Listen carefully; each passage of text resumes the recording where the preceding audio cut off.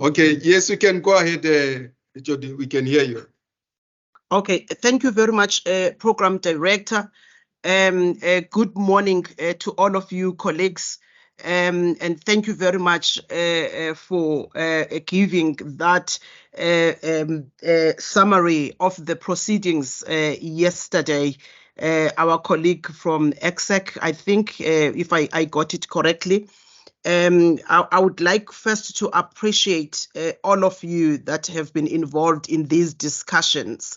Of course, our partnership and collaboration from ECSECC and all the participants and the stakeholders really part of this meeting. SAMSA to note, Saimi, the colleagues from WUSU, colleagues from the various district municipalities, the small-scale representatives from various districts, very key important stakeholder here.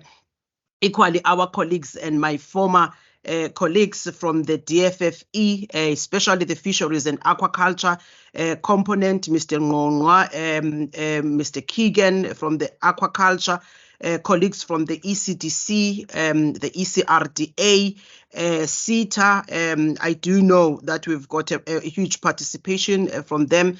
Their commitment, in fact, I was speaking to the CEO of AgriCETA yesterday, indicating that Mr. Hermanas is going to be a participant throughout these deliberations, which is something we really appreciate. We've got such a very good relationship with the AgriCETA.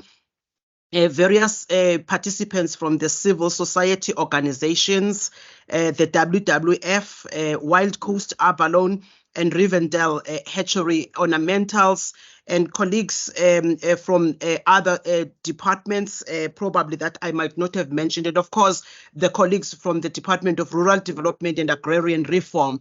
Chairperson, I have no doubt that the people that are part of these discussions are very, one, knowledgeable people, two, are people that have been involved in the discussions and in the developments that have been happening in the space of fisheries and aquaculture in the country. First at a national level, when the big a push in particular on aquaculture was being driven at a presidential level through the Operation Pakisa throughout the years.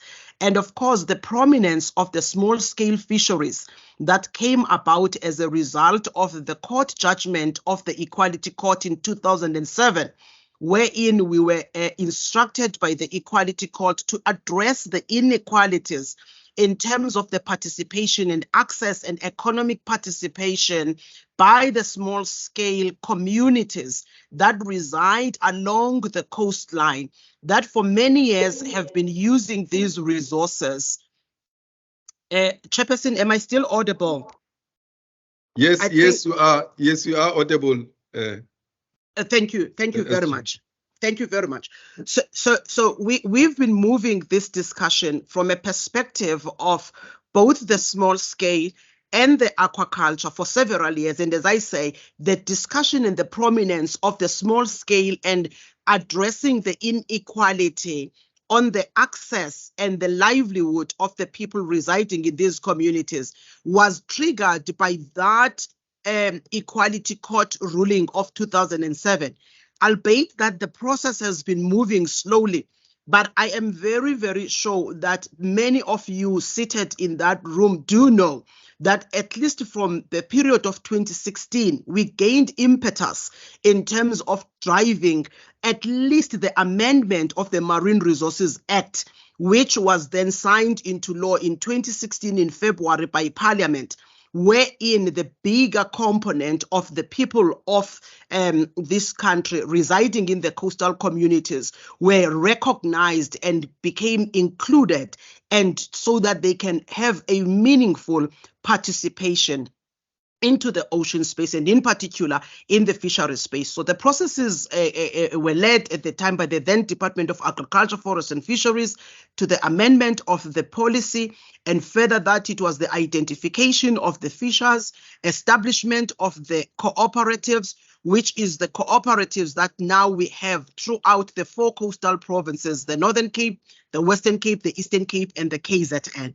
So basically, Chairperson and colleagues, I'm saying, seated in that room are people who have been driving these developments, are people who've been driving these developments from a small-scale perspective, people who've been driving these developments from an aquaculture perspective, and the overarching of that, amending the policy, getting everything ready. So you've got people in that room who've got the knowledge, who've got the history, and of course, SAMSA has been on board in assisting with everything that has to do with sea safety, and of course their participation, which was quite very, very, very meaningful and engaging throughout that process. Partnerships with the WWF and various other stakeholders and other civil organizations that have been literally part of this long journey. Now, colleagues, we are coming to say, we've done this journey. It's been a long journey from a small scale perspective, from an aquaculture perspective. Now we are wanting to cement and craft a strategy. That strategy that should have an integrated approach. We are each in our corners contributing something, but I think the biggest challenge we are currently having, sitting with the knowledge that we all have, sitting with the expertise in our various corners that we all have, sitting with our resources in our little corners that we all have. Dr. Da has some resource, ECTC has some resource, Saimi has got some resource, SAMSA has some resource, WWF has some resource, and the various of other probably organizations have some resources here and there. And I think the biggest question we must answer through these discussions and today is to say, how do we then congregate the expertise we all have, the knowledge that we all have, the resources that we all have, so that we come up with a comprehensive strategy that is integrated? Because we don't want to see someone doing their own component somewhere there, the other is doing theirs there, and the other is doing theirs there. Because by so doing, we are not going to realize the full potential of what needs to happen. And at the center of it, and I'm glad the person who was giving the overall summary of yesterday, and I am very sure that Mr. Machanda did talk to that area extensively yesterday. The center of it is that the Eastern Cape in particular is a rural province. And we are operating, all of us, the stakeholders that need to be part of this change, are bringing something that has to address the plight of the people in the rural areas. So this province is 60% rural. So the interventions that we must come up with, the strategy we must think, the integration we must think, should be the integration that is going to talk to the livelihoods of those people that are in that rural space. One, because there's limited activities you find in the rural areas. And that by so it is as it is. It is now critical that the ocean space, or at least the fisheries and aquaculture, come in to address that, and so that we can present this sector as an alternative for stimulating the economic activities and economic growth in the rural areas. Two is the issue of the job creation, because there is death in terms of economic potential and activities in the rural spaces. The fisheries and aquaculture becomes a hope that it can create those jobs in that space, including downstream and upstream activities. Is this possible? Yes, colleagues, this is possible. When I talk about this, I always make an example about everyone else in this continent, just above us in Mozambique. If you go to Mozambique, even the little tiniest village in Mozambique, people eat fish, people have fishing economic activities happening. You go to Tanzania, you go to Kenya, you go to Malawi, a landlocked country that has got just a lake. In Malawi, people talk fish, eat fish just from a lake. You go to Lusaka in Zambia and other parts of Zambia, so landlocked, no river, no major dam, no everything. But tilapia is consumed so much high in Zambia. Of course, they get it from Namibia and probably from the DRC. But the issue that I'm trying to point, colleagues, is that you go to the most rural village anywhere in the continent, and I dare say anywhere in the world. And those of you that have traveled extensively know exactly what I'm talking about. You go anywhere in the world, in the most tiny village that is rural, that is in the outskirts out there, the economic activity of those villages, if there is an ocean, is mainly driven by fishing activities. And of course, various other activities down the line, whether it's net repairing, it's bait preparation, and it's every other activity that is associated with fish, even ecotourism for that matter. So the thing is that we have seen that it does work, but it means that we collectively have to come together and think carefully what each brings on the table. And I'm hopeful that Abongile yesterday did talk at least to the study that was done, the socio-economic study that was done of all of these communities along the coastline of South Africa. It was very clear there in terms of the socioeconomic input data that was collected, was their level of education, their other economies, activities, their income. And in fact, that study even compared to look at who were on the social grants, depending on the social grants. And that study that Abongile did at that time was showing that fisheries can actually overtake and become the major economic activity and income generation for people who depend on social grants. It was very clear that over the years, you can literally win people out of social grants so that that money then goes to other priorities of government. And I dare say, colleagues, when I presented this preliminary report to the MEC of Social Development and to the minister for that matter, they were quite very keen to see this because they've been struggling to come up with alternative livelihoods of people who depend on social grants so that they can have some activities that take them out of social grants, because as we know, the public purse is shrinking and there's competing activities that need to be funded from the public purse. And if we are able to use this sector of fisheries and aquaculture so that it becomes that alternative livelihood for the people and win them out, it can be done, colleagues. It can be done. I am telling you, it can be done. Of course, there's issues of limited resources and the issues of knowing how much resources are in our ocean and in particular in the Eastern Cape. We've not done research, and I'm hopeful that we can equally focus Mfundo on that issue, and that can be the debate. I'm glad Wusu is here. Hopefully, I don't know, probably NNMU is equally in the meeting. I would be happy if they are in this meeting, because there's a big element of research that needs to happen, especially in the East Coast, because most of the research that we've always done as the department, national department, focuses on the West Coast and a little bit on the South Coast, where your area of squid and everything happens, and a very little bit that gets done because of the sardine run toward the east side of the coast. But besides that, there is no tangible, proper research that is being done. Of course, you've got some researches here and there, pockets of them done by the ORI, a little bit by other organizations and everything. But we have not been able to really have comprehensive data. It sits somewhere. Eastern Cape Parks Board, they've got their information there. ORI has got their information there. Probably WWF has got their information there.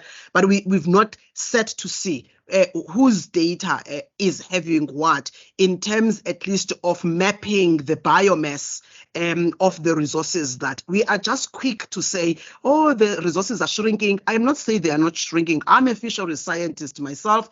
I do know the pressure that is on the resources in terms of the capture fisheries. But I think if we throw such statements without quantifying those statements, it can become very dangerous, because we may be saying the same, or probably you may find the resources are more depleted in the West Coast than they are in the East Coast, which is my great suspicion, by the way.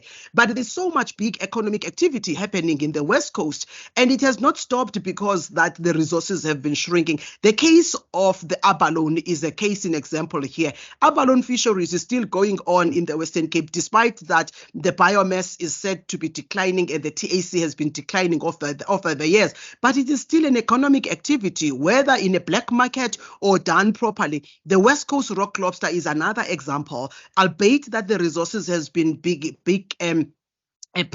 plummeting and plunging to very little whatever, but the resource there is still being fished, and the West Coast rock lobster is still a fishery even today. So the issue that I'm trying to bring is that we have a very big element we need to focus on as the Eastern Cape insofar as research is concerned, because again, if we are going to be using assumptions, it's going to be very much problematic. I would love to see a research survey done by the DFFE, a research survey, a troll experiment or whatever, trap nets or everything or anything that can be used depending the fishery. Because by far and large, the research is focused on the West Coast and it comes to the Eastern Cape just on south of the Algalhas, which is mainly your squid fishery.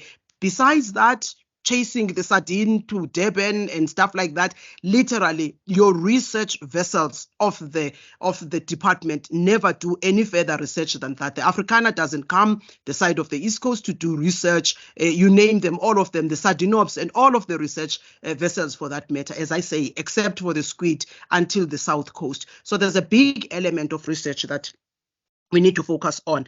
And I think, Chairperson, those are the things that I would like to bring. And again, colleagues, I want to appreciate the work done. I appreciate the stakeholders that are involved here. I appreciate these discussions that are happening. We really need to get this one to the line. We've been saying this, we've been talking this. The journey of small scale started 2007. The journey of aquaculture, at least I would say prominence of aquaculture started during the Operation Pakistan. I'm saying prominence, I'm not saying we started aquaculture at that time. Of course, aquaculture has been part of the fishery in South Africa, but its prominence was raised during the time of Operation Pakistan. But if you look at other countries like Egypt, for instance, and Nigeria and other countries, I mean, they've started long way ahead, having proper strategies on how to drive this sector of aquaculture. So we were a little bit behind. We're still a little bit behind, though there's some movement, but I think we really need just to up our game and a little bit increase the scale and the pace of which we do these things.